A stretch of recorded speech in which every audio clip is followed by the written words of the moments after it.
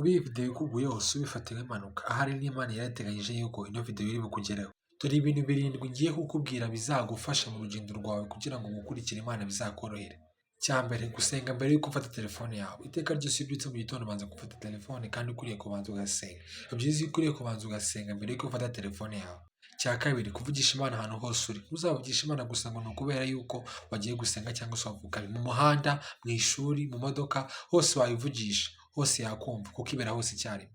Gatatu, kuvuga ko wizera Imana kabone n'ubwo igihe waba urimo bitakwemerera kwizera Imana, ariko ukavuga ati Imana sinitaye ku byo mbona ahubwo njyewe nitaye ku kukwizera byonyine. Icya kane, gusoma ijambo ry'Imana witonze, apana kurisoma wirukanka urwana no kugira ngo urangize vuba. Soma gake witonze, duke nibwo bizagufasha gusobanukirwa. Umunyarwanda niwe wavuze ngo ntawe wihuta nk'uwayobye. Gatanu, gufata ibyanditswe mu mutwe.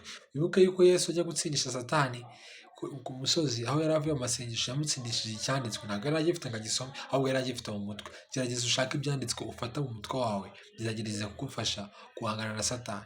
Icya gatandatu, kumva indirimbo z'Imana. Ntabwo ushobora kuzumva uri kugenda, uri mu modoka, uri kubyuka, uri koga, utuntu twose uri gukora, gerageza ugume muri presence y'Imana wumva indirimbo z'Imana. Icya karindwi ari nacyo cya nyuma, gusenga ubudasiba. Ijambo ry'Imana mu Batesalonika ba mbere 5:17 baravuga ngo musenge ubudasiba.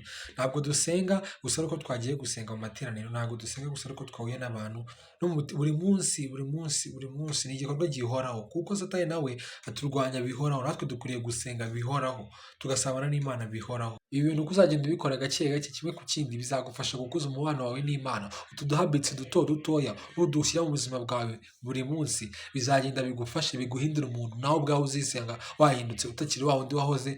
Mbese wahoraga wibasiye Imana gute ntabwo ukurikiranye, uzasanga ubuzima bwawe bwarahindutse neza usigaye ukurikira Imana uko bikwiriye. Niba wumva bikunyuze cyangwa se bigushimishije iyi video wayohereza mugenzi wawe uzi neza ariko nawe ino message iri bufashe. Shalom.